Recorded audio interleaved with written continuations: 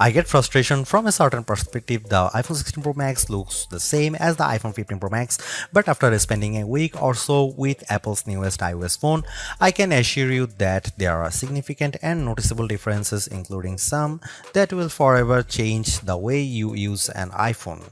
First, this phone is bigger. The titanium body is slightly larger and 6 grams heavier than the iPhone 15 Pro Max. The screen is a hair's breadth away from 7 inches, but the Super Retina XDR OLED screen is larger not just because of the chassis. Apple slimmed down the bezels on the iPhone 16 Pro and Pro Max to give you a giant 6.9-inch canvas of bright, colorful pixels.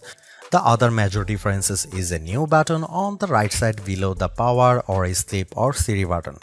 Apple would prefer that we do not call it a button, though it is in part 1. You can press the recessed camera control button down and it moves, but it also has a haptic response that makes light presses feel like the button is moving. It even includes gesture recognition. While the new button's name and its primary utility speak to photographic pursuits, this is a customizable control that will soon offer one-press access to Apple's new Visual Intelligence Object Identification feature. On the inside of the iPhone 16 Pro Max is a faster and more efficient A18 Pro. It's not hugely different from the A17 Pro that came before it, and most customers will never tap into its true power, but it's clear to me that Apple's Pro line of smartphones are more than ready to live up to their names. If there was ever a pocket supercomputer, the iPhone 16 Pro Max might just be it. All this hardware is in some ways no more than a vessel for Apple's next big thing, Apple Intelligence. However, Apple's own take on AI is also the greatest source of frustration, as it's far from complete. In fact, early iPhone 16 customers won't see much of it at all unless they install an iOS beta. Features like writing tools, a prettier and somewhat smarter Siri, summaries of long emails, and Photos updates, such as creating your own memories based on a prompt, should show up soon after the iPhone 16 Pro Max starts shipping, but other features are essentially to come. There is no image generation, Genemojis, ChatGPT integration, or support for languages other than English, and Siri has yet to display any of its existing personal context capabilities, which might be Apple's secret weapon when it comes to winning the AI battle. Siri with Apple Intelligence will eventually be able to use what it knows about you from all your information on the phone to better help you get answers and get things done. All of this might show up this year or it might be next year, and that fact puts a little damper on my iPhone 16 Pro Max enthusiasm.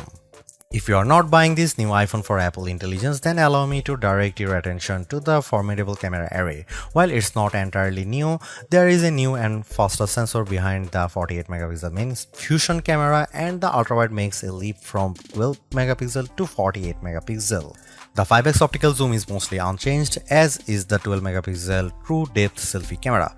There are, however, myriad new imaging and even audio tricks that I'm certain every iPhone 16 Pro Max owners will love.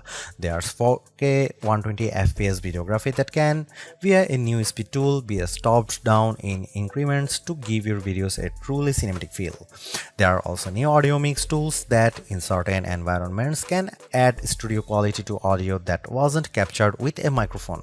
Apple has also added some new image styles and undertone controls that I'm not sure will get as much use as Apple would prefer.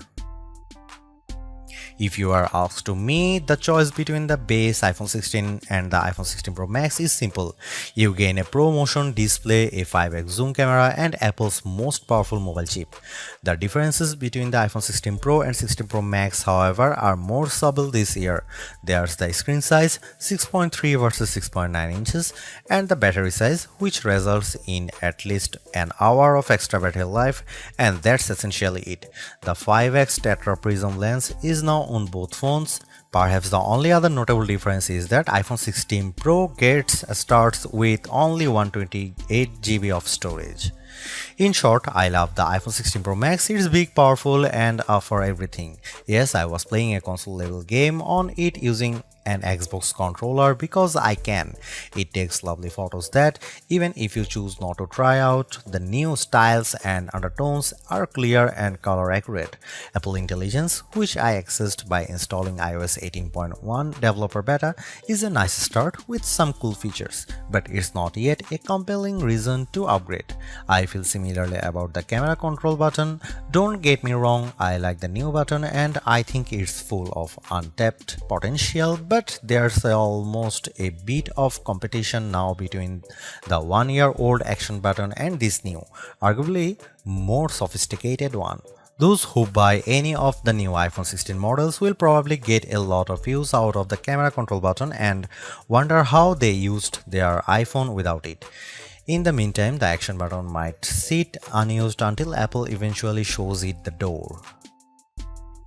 The iPhone 16 Pro Max was announced at the Apple Glow Time event on September 9, 2024 and it's shipping from September 20. This is a larger phone with more screen, more power, AI and a brand new camera control button, but it still costs the same as last year's iPhone 15 Pro Max in the US and UK. It's actually a little cheaper in Australia. I'm not arguing that $1,199 for a 256GB iPhone is cheap, but at least Apple didn't raise any price hike by $100. Apple also made a point at this year's iPhone 16 launch event of talking about some big trade-in deals. Its point, I think, was that you probably won't be paying full price for these phones. The virtually identical iPhone 16 Pro costs $999 but starts with half the storage space. If you like big screens and want a reasonable amount of storage for all that 4K 120fps video, you probably want to choose the iPhone 16 Pro Max. The iPhone 16 Pro Max is available in natural titanium, white titanium, black titanium and desert titanium, which is the color of my test unit. I still prefer the black. It might seem like Apple's phone design strategy is now why mess with a good thing. In some ways, that's true. The iPhone 16 Pro Max doesn't stray far from the aesthetic first established with the iPhone 12, but also carries forward the myriad challenge made over the last few generations, like the smoothed out edges and new action button which replaced the silent switch on the Pro models last year. Its dimensions are close to those to the iPhone 15 Pro Max but enlarged by a few millimeters here and there. The 16 Pro Max is 163mm by 77.6mm by 8.25mm and weighs 227 grams. That's 6 grams heavier, 3.1mm taller, and 0.9mm wider than the iPhone 15 Pro Max. If you are comfortable holding and using the iPhone 15 Pro Max, I suspect you will have no trouble with the iPhone 16 Pro Max. I can't say the new phone felt substantially larger in my hand, but I do notice the difference in screen size. The bottom edge features microphone and speaker perforations, along with a USB-C port that, with the right cable, can support Thunderbolt 4 data transfer speeds. There's also a speaker slot along the very top edge of the display. Together with the bottom edge speaker, this phone can produce undistorted room-filling sound. Highs are sharp, mids are strong, and bass is good for the device size. Button placement is mostly identical to last year, with the volume buttons and action button on one side and the larger power or sleep or CD button on the other side. They are joined, however, by a new button, camera control, roughly the same size as the power button. The camera control button is a multi-purpose control that can recognize physical presses and lighter presses to enable haptic response and gestures. It offers instant access to the camera and with those other presses and gestures to various virtual millimeter lenses and camera settings. The materials and build quality are once again excellent. Apple used grade 5 titanium on the body over a graphite-clad aluminum substructure. Apple has also upgraded its ceramic shield, which may make it less susceptible to cracks and scratches, although I was quite careful with my 1TB desert titanium test unit, so I can't say for certain if this is the case.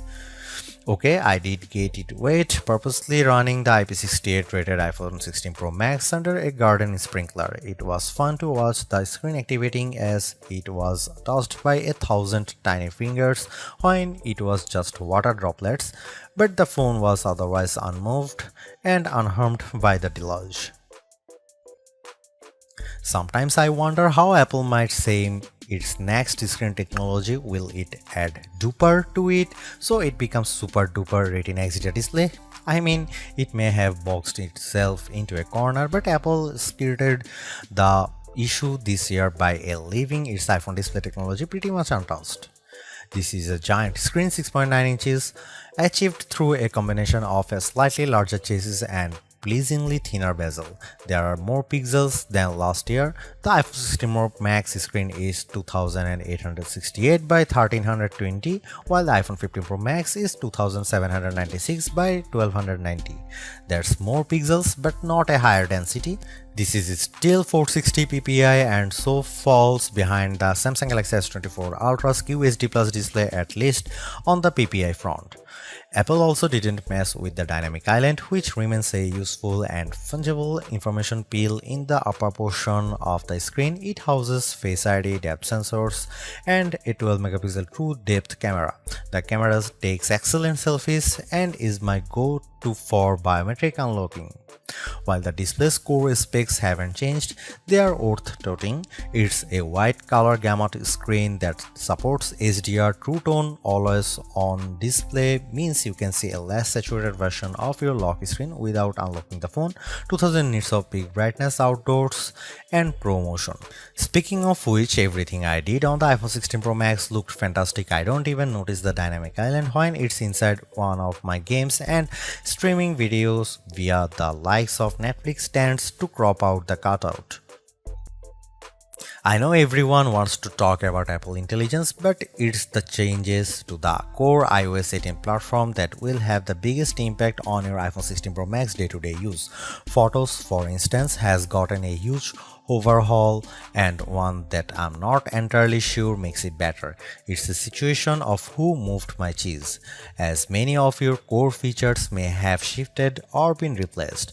The Photos app now defaults to search and collections, which might throw people who are expecting to see their photo library. Still, if they get used to using search for some natural language queries that yield useful image results, they might be pleasantly surprised.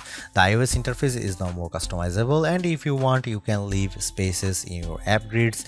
You still can't place an app icon in space that, say, straddles two spaces in the invisible grid, but I think people will appreciate this new level of flexibility. Apple seems a bit obsessed with summarization. Summaries exist in writing tools and in the new Safari, which has a slightly hidden highlights feature.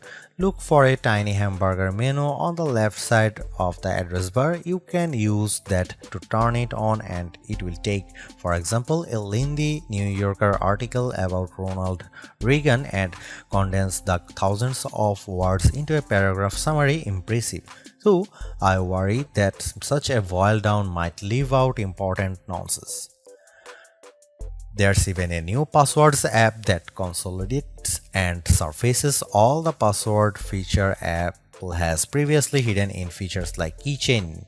Now you have an easy to access app to manage sometimes confusing password and security word. One of my favorite new iOS 18 features is Math Notes. Inside Notes, you can scribble any question, and when you put an equal sign at the end of it, Math Notes automatically solves it and writes the answer in what will look just like your own penmanship. It's a smart bit of machine learning. None of this is as sexy as Apple Intelligence, but this and the myriad of other changes coming with iOS 18 might be more readily practical than what you can currently do with Apple's AI efforts.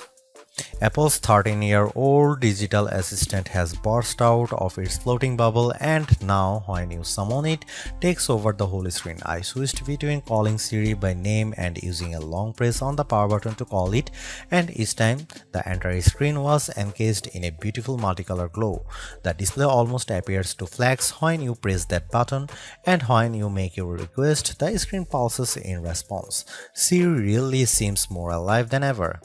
This, too, might be the most exciting part of the update. Apple Intelligence features that give Siri access to information about you on the phone to make its responses more contextually relevant are not here yet, nor are app insights that might help dig into applications to enable features and actions.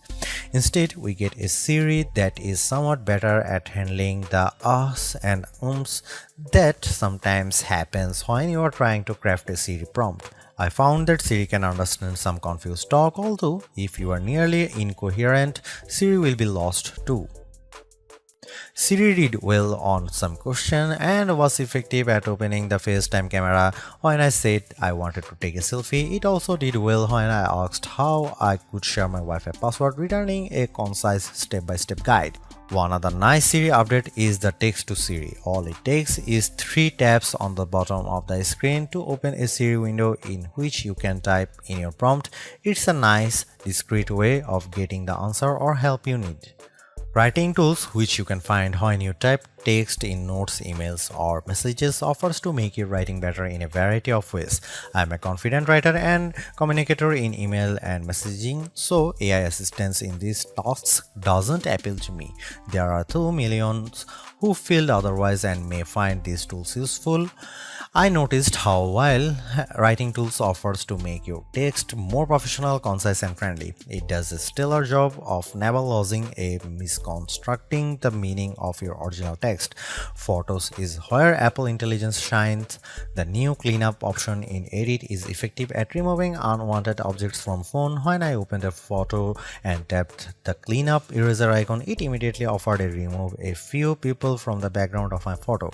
I wanted to keep them, so I choose an object I wanted to remove, drawing over it. Precision is not a necessity. I drew over parts of it and cleanup identified the complete object.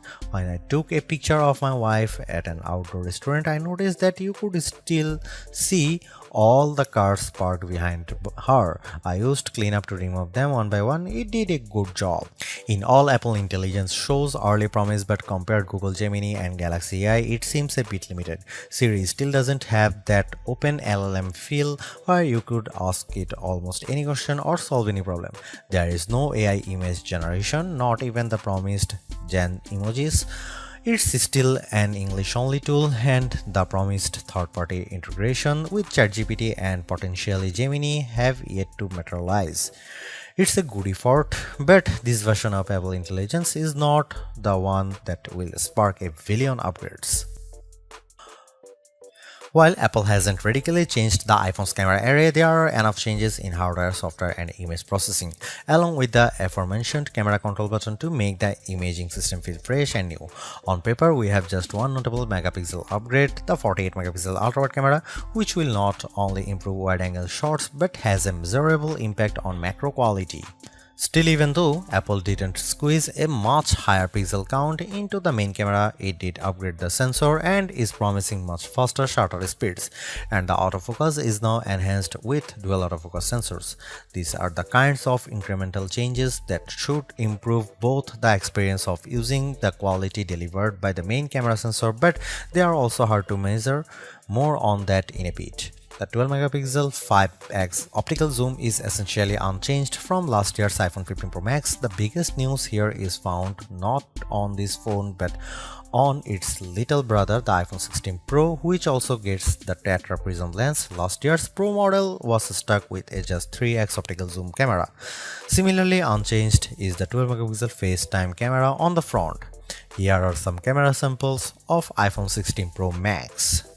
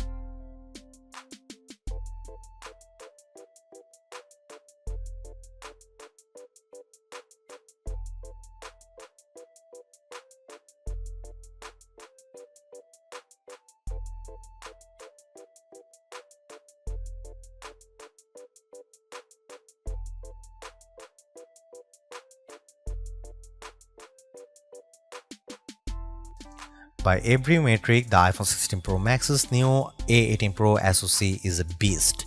It outperforms the A17 Pro and Qualcomm's Snapdragon 8 Gen 3 in most benchmarks, while Apple isn't backing the CPU with as much memory as you might find in, for instance, a Google Pixel 9 or Samsung Galaxy S24 Ultra. The iPhone 16 Pro Max and its A18 Pro chip make good use of the 8GB it has. That the iPhone 16 Pro Max is essentially a mini computer in your pocket should surprise no one. Apple Silicon has provided ample power for everything from everyday productivity tasks to 4K video editing and AAA console gaming. The A18 Pro is no different, but in this case, we have an even larger canvas on which to enjoy its benefits. I'm not sure I could find a task this phone couldn't handle. If I have one criticism, it's that the phone does seem to get a bit warm during, for instance, gameplay and video editing in CapCut. I don't know if this is the graphite covered aluminum substructure more efficiently delivering heat from the chip to the body or the phone overworking. The good news is that this does not adversely impact performance or battery life. Call quality was good, and I am pleased to see that this is now a future-leaning platform with Wi-Fi 7 support. There's also Bluetooth 5.3 support and second-generation ultra-wideband. It helps in my Find My app, which I used when I purposely misplaced my new AirPods 4. In the US, the iPhone is now eSIM only, which I like, although some people miss the physical SIM card. I appreciate the ease of switching eSIMs from one phone to other and how easily the iPhone 16 Pro Max lets you switch between multiple eSIM numbers on the iPhone 16. The iPhone 16 Pro Max delivered some of the best Future Labs battery drain results I have seen. We got an average 16 hours of battery life on our tests, and anecdotally I saw between 14 and 17 hours depending on activity. That's impressive. Apple is finally supporting QI2 wireless charging technology and provided me with a new QI2 supporting MagSafe charger and a 30-watt charge adapter. The iPhone 16 lineup ships with a 60-watt capable USB-C cable but no charging adapter. Using those two accessories, I recharged the iPhone 16 Pro Max at 44% in 30 minutes. Apple claimed 50% in 30 minutes, so this is pretty close. A full charge took about 2 hours. One thing not a lot of people know is that with a standard USB-C cable, you can charge your AirPods or Apple Watch off the iPhone. Should you buy the Apple iPhone 16 Pro Max? You should buy Apple iPhone 16 Pro Max if you want the biggest and best iPhone ever. There has never been a larger iPhone or a larger iPhone screen than the one found on the iPhone 16 Pro Max. Buy it if you want a head start on Apple Intelligence. Apple Intelligence feels like an exciting experiment that has some stellar capabilities like cleanup and more forgiving Siri, but it is far from finished.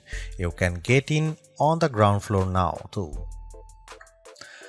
Don't buy iPhone 16 Pro Max if you want more affordable big screen power. The iPhone 16 Pro Max holds the line on price, but it still starts at $1,199 US. If you want to save a couple of $100 but still get the big screen fun, you could look the Google Pixel 9 XL. Don't buy it if you want more megapixels. While 48 megapixel is nothing to sneeze at, the Samsung Galaxy S24 Ultra offers a 200 megapixel main camera. The iPhone 16 Pro Max have everything we have come to expect in a year-over-year upgrade even without Apple Intelligence. The 6.9-inch iPhone 16 Pro Max have a slew of upgrades including a good battery life, outstanding photo and video chops and iOS 18. The iPhone 16 Pro Max are excellent phones worthy of a spot in your pocket if you can afford them.